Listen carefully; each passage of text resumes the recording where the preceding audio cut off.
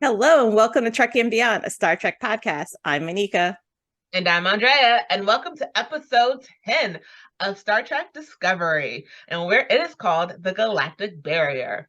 And finally, we're getting into some hopefully meat of the season because Captain Burnham and all of the crew of Discovery, plus some delegates, are finally going to venture out of the galactic part world that they know into the galactic barrier to talk to the people who created the whole entity that they are calling the DMA. Is it going to go down in the DMs? We don't know. So let's figure out what's happening in this episode. Monika, what did you think? I think this episode did not have to exist and should have been parts of other episodes. Like we should have gotten flashbacks for Tarka's relationship. And like, I don't think this galactic barrier roller coaster ride should have been like Of all episodes, this yes, one? yes. Okay, people, hold on. We might have to take a break because me and Monika might have to have a conversation of what the heck is going on. What? Yes, okay. Just when I think, oh, Monika and I are going to agree. Okay, well, I liked this episode, except for Tarkus part, because I still don't care about him.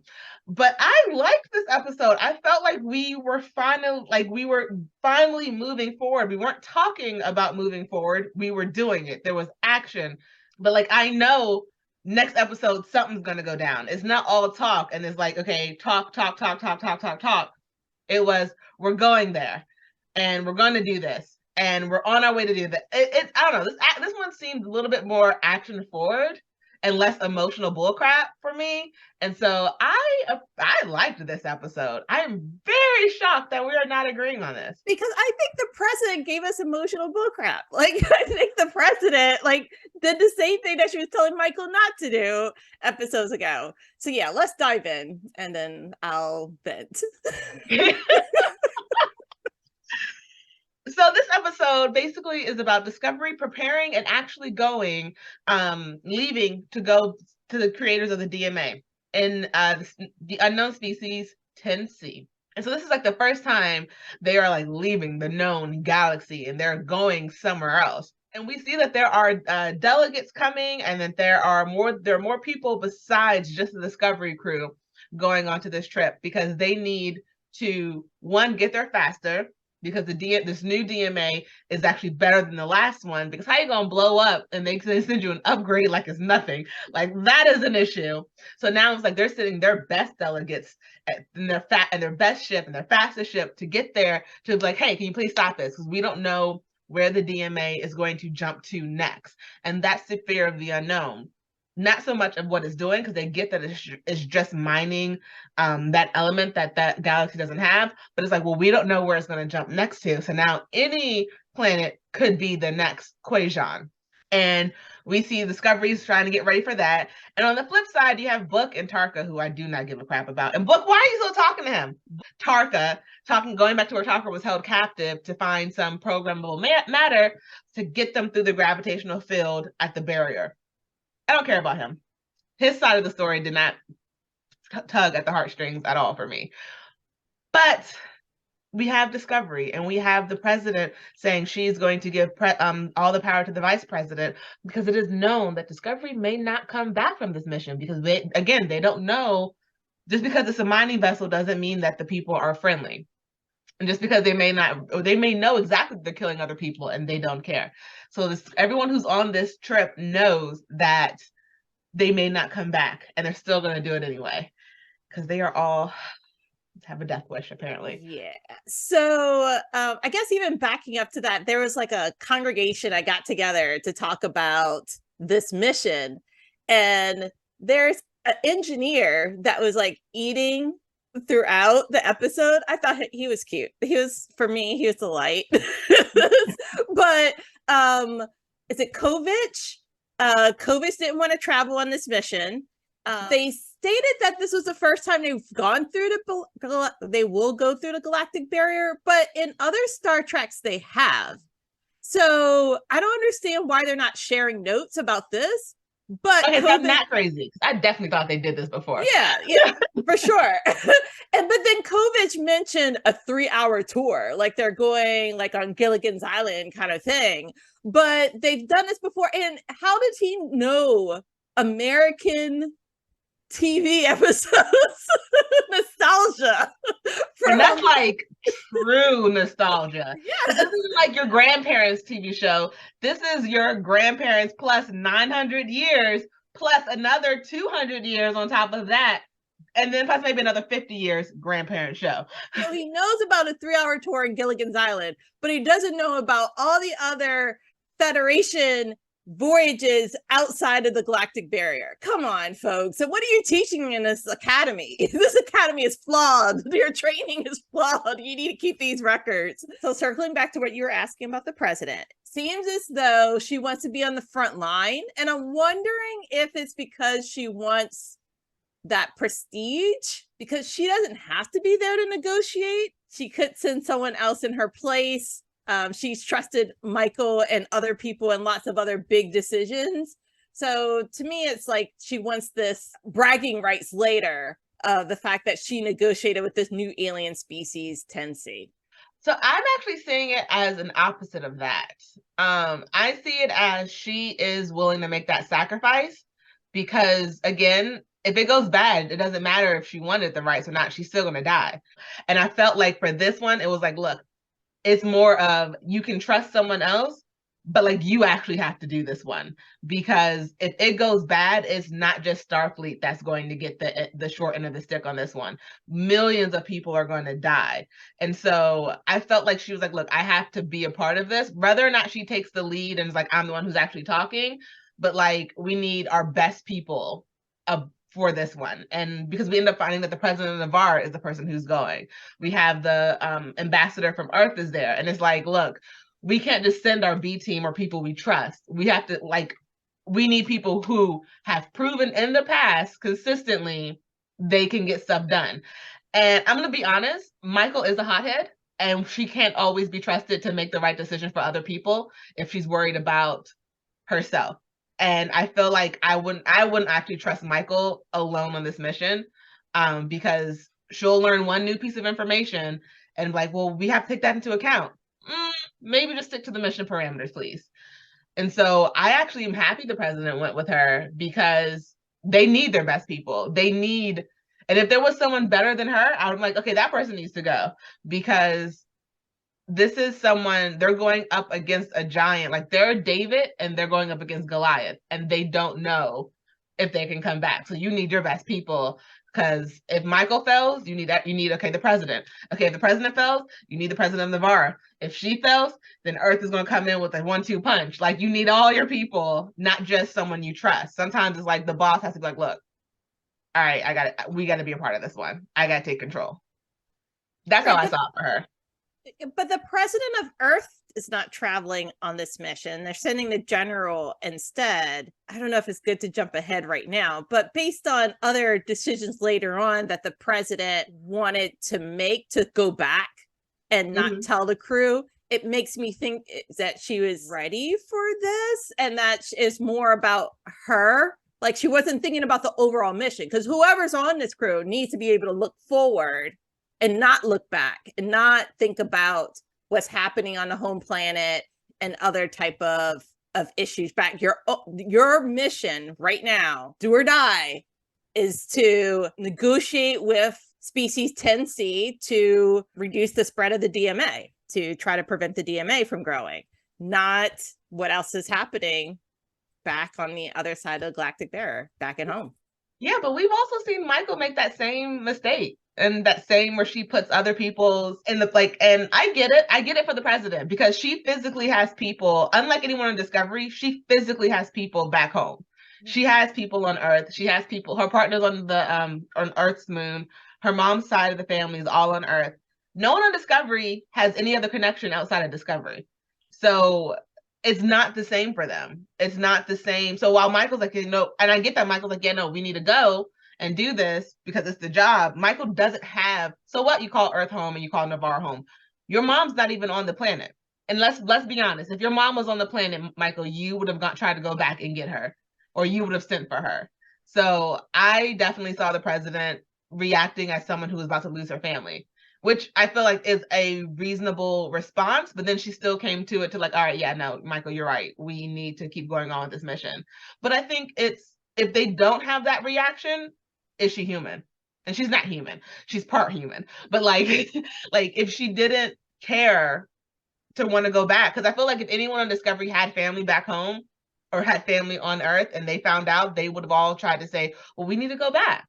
So I saw her reaction. I didn't like her reaction. I understood it, because definitely she's like tried to tell Michael, "It's always you don't risk people for everyone."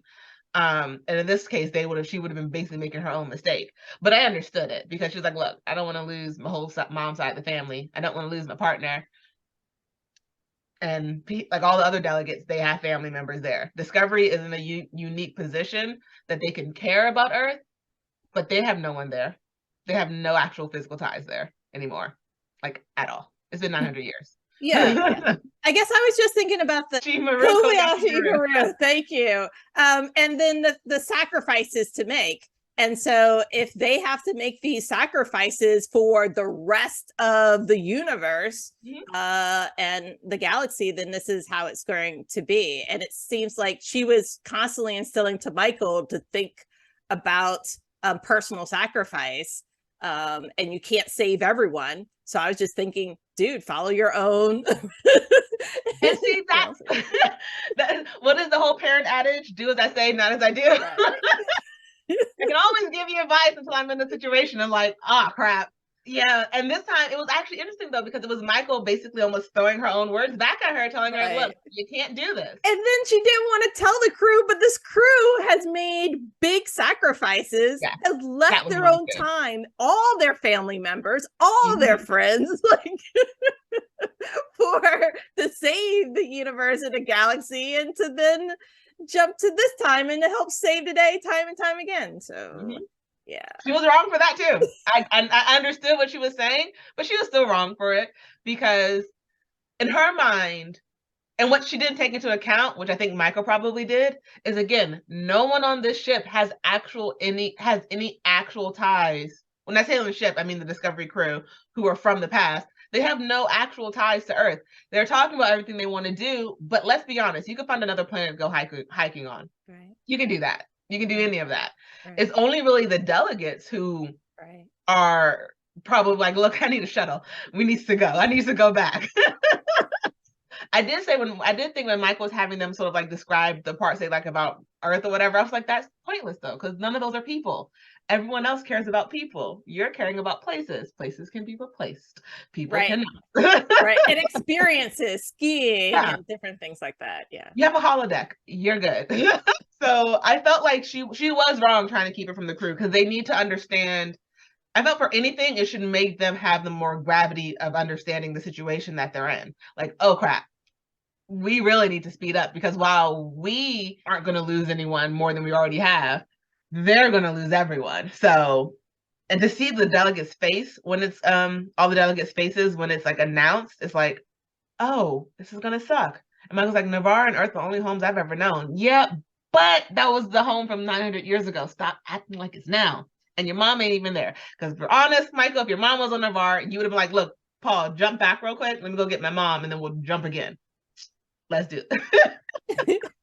So speaking of delegates, and before we have to the second act of the show, Saru confessed to the president of Navarre that he had feelings, and she did not express feelings back. And I felt like that scene was sort of like a soldier going off to war, and his love, he wanted to share his feelings with his love before sailing out or flying out or whatever. And little did he know that the president of Navarre is going to join the ship, and then he had to face her time and time again. So at least he shared his feelings, but I hope his feelings don't get too hurt, and I hope that she just couldn't share the fact that she also had feelings for him at that moment. It was kind of an awkward time in which to share it in the middle of the hallway. not a more discreet area in his quarters or something around flowers and or a trail walk or something like that. That entire scene, I was just like, Saru, please stop talking. Please stop talking. Please stop talking. Please stop. Time and a place. And this is not the time nor the place. You're right. It was like soldier going off to war. I need to let you know how I feel. That's so much pressure to put on someone to respond the correct way. It's like, okay, I'm sorry what you're about to do, but I shouldn't have to respond the way you want me to just because you're going off to war. Like, I'm happy to sort of shut that ish down because it is not for her to save his feelings just because he wanted to do that. And I don't like how the writer sort of wrote that in a manipulative type of way because I was like, nah, this is not, you don't get to get some because you're going off to war. I don't like you. No. I feel as though in relationships, timing is everything. And because he asked like right before like this whole thing is going down in the hallway around her support staff, I think it was really awkward. And maybe she just wanted a relationship on the down low, like on the DL. And maybe she just thought, hey, this is cool. We connect on things. He's a friend. Maybe she just wanted a friendship. Yes.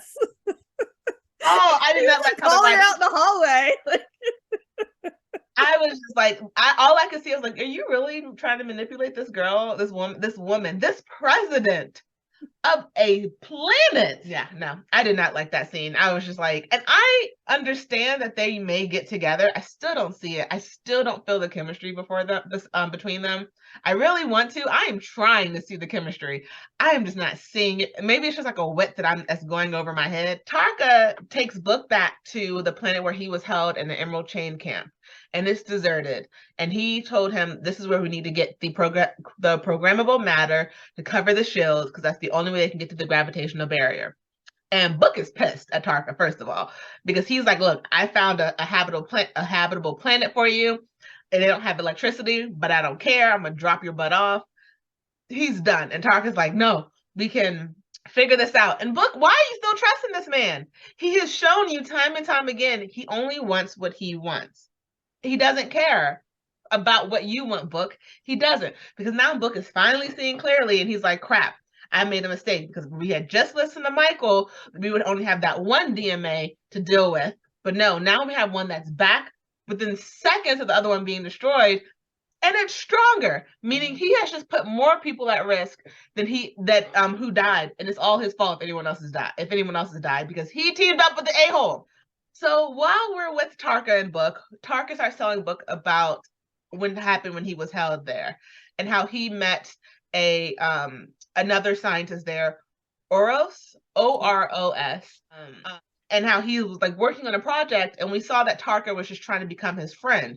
And at first it seems like, he's just like trying to buy the time because he's so used to being alone and talking, because he does seem like an a-hole, like he's like, I'm just gonna be your friend because it helps me, not because I actually really want to be your friend. Turns out that Aura starts trusting him, and they start becoming friends, and he tells them his plan about how he's going to escape somewhere else, and they tried to pull it off, and it fails, and the guards come in and they start beating Oris, and they tell Tarka, okay, we're going to take you out of here. We're going to give you a ship, basically. And says that they knew Oris was working on something they couldn't figure out, and Tarka was there to figure out what it was in exchange for his freedom. So that has told me that man only looks out for himself. Even though, don't come, people listen to this, don't come to me, come to us, talking about, oh, well, he stopped the guard from killing Oris. That doesn't make him a good person. Doing the right thing for the wrong reasons doesn't make you a good person, and I still don't believe he's a good person.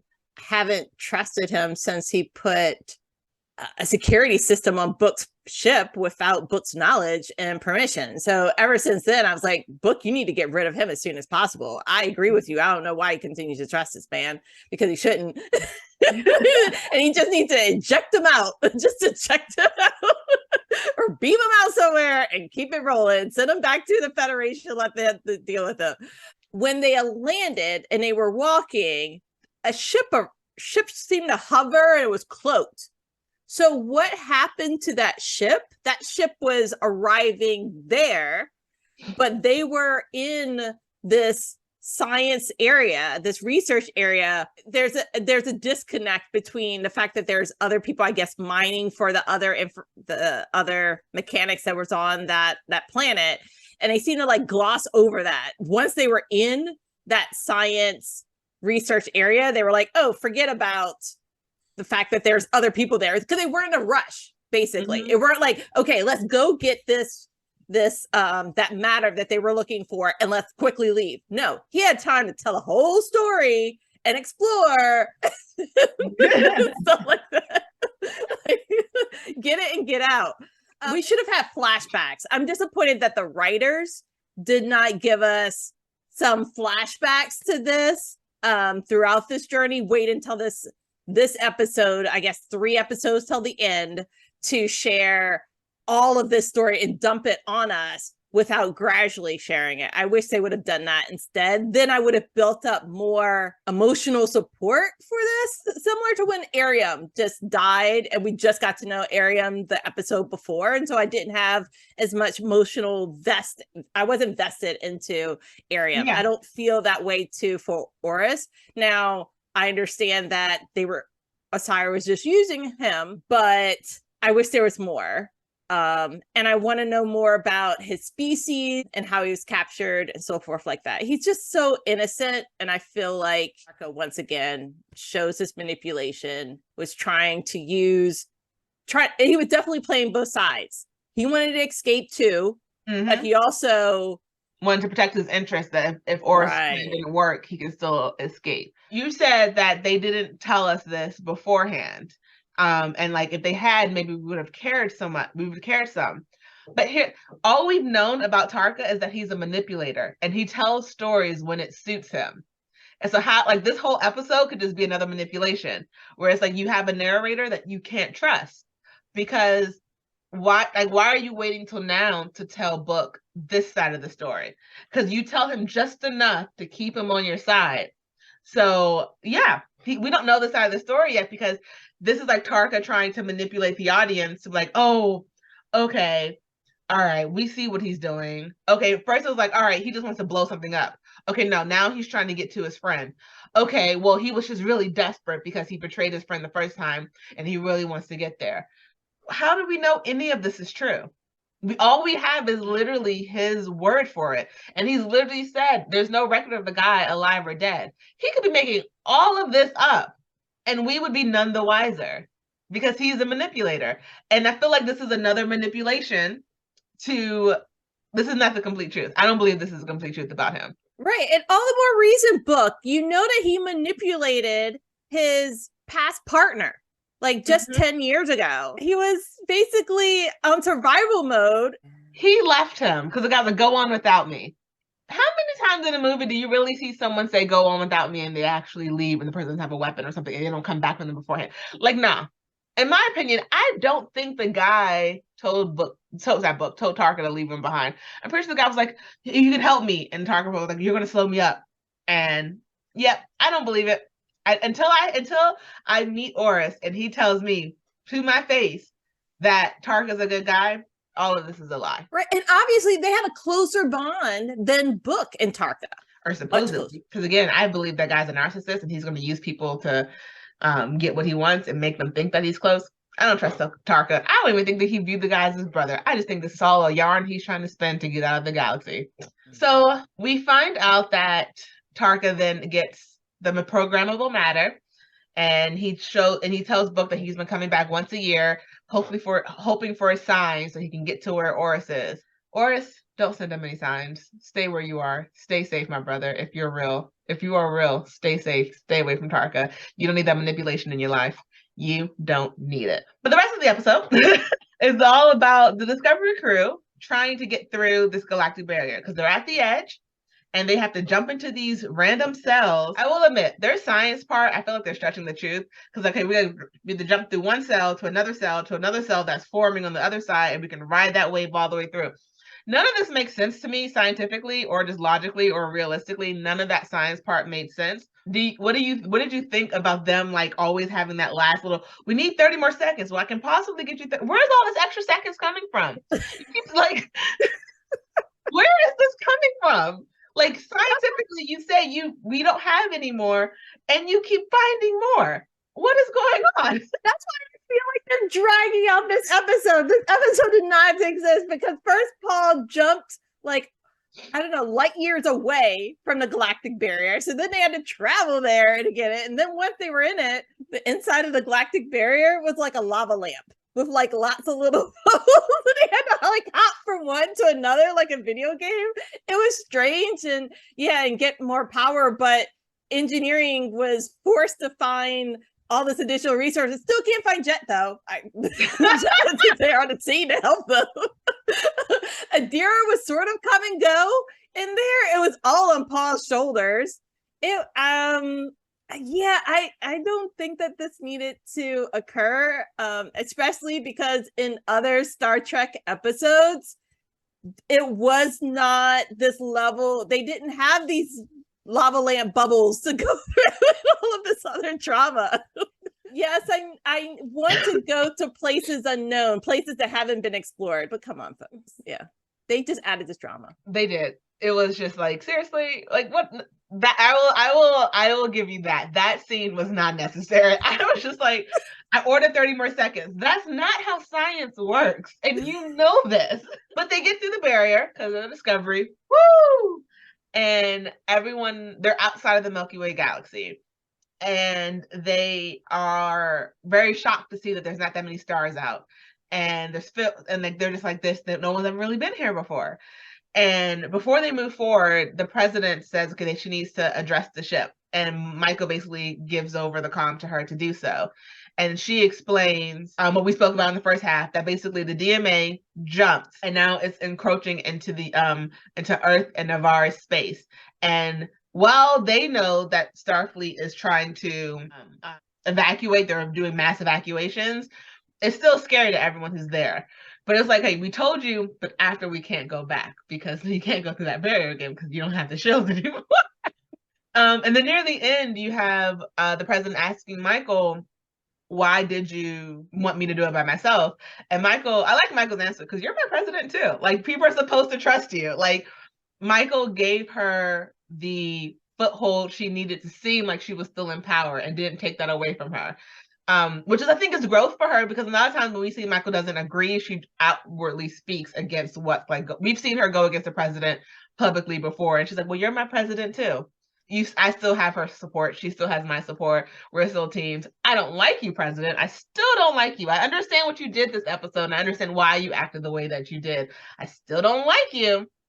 But Michael's right. You are her president, and you cannot fall short sighted of the goal. And I like that part where Michael sort of put her into check in a very polite and positive manner. I agree with you there. I did like that part. And right before they went through the Galactic Barrier, Michael had like a one-on-one with the president of R to draw the line. No, sorry, the president of Federation, to draw the line about like who's controlling what. And I think that was important to the conversation to have. And then in the end, they came to a compromise that the president will manage diplomacy and Michael will manage the ship. And so that's part of the diplomacy, is to announce really what's happening with the DMA and where it decided to go to next.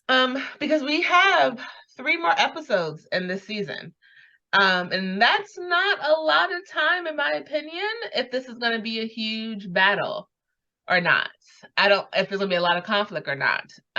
Makes me wonder, is part of Earth going to be destroyed? Is part of Navarre going to be destroyed? Because we only have 3 episodes left, and they said that Navarre and Earth had a couple hours, if I'm not mistaken. So I'm wondering what's going to happen next episode. Are they going to make contact, and are they going to shut down the mine while they continue to have these conversations and negotiations? Is the moon going to explode? Are we going to say bye-bye to Earth's moon? Are we going to lose a colony? What's going to happen? Are there going to be people who die? There's a lot of questions that I have about what's going to happen next. And only 3 episodes. And you know, at the end of the last episode is either the whole fight is going to come to a head, or it's going to be a whole party. So let's say we got 2 episodes of conflict. Do you think it's going to be a true conflict? Do you think it's really going to be resolved? Do you think these aliens are going to be worth it? For an entire season of wondering who is the big bad, do you think they're going to look interesting? I am dying to know what they look like. I Okay. haven't Googled on purpose. So I haven't Googled either, but I'm going to go out on a limb here. I'm going to say that Earth is not destroyed. Okay. Navarre is not destroyed. Okay. That I think that would be really tough for the franchise.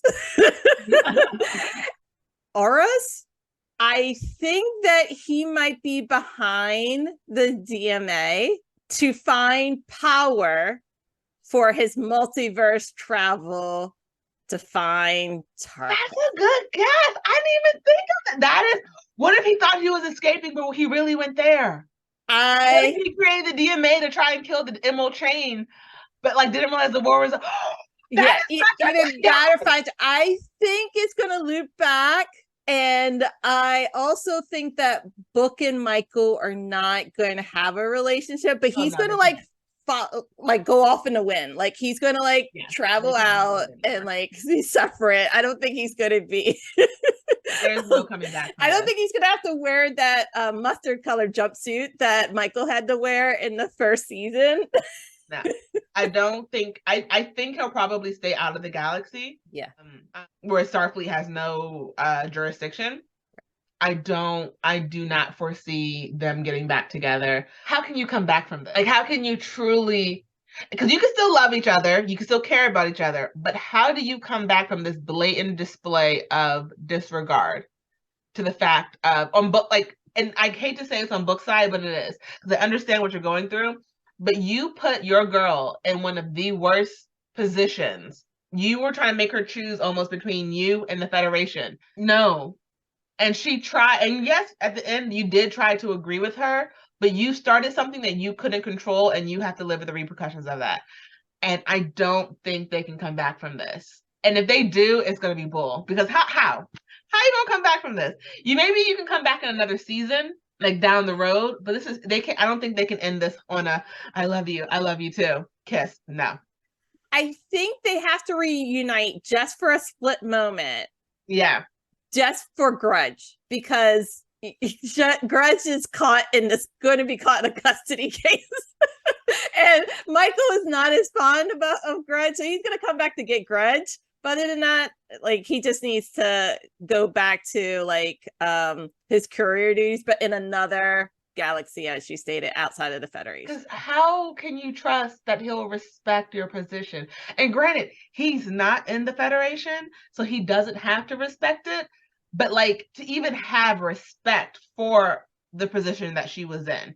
And I don't think that he's gonna choose the way he wants to, because we've already seen that. And I just don't think they're gonna be healthy for each other. So I think he's gonna fly out to where she is, because they're trying to get to that area too. And I think he's like going to hand over. She's going to hand over Grudge, and I think they're gonna have a heartfelt goodbye. And I think we're not going to see him for like a season or two. How do you tell everyone on the ship? Yeah, we hunted you down, and you are a friend. We kept your ship on our ship. We trusted you. You got to see the inner sanctum of us, and the moment you got upset, you risked all of our lives, and you made it worse. And the funny thing is, that was what Michael did in the first season. But like again, I'll say this because I will always die on this hill.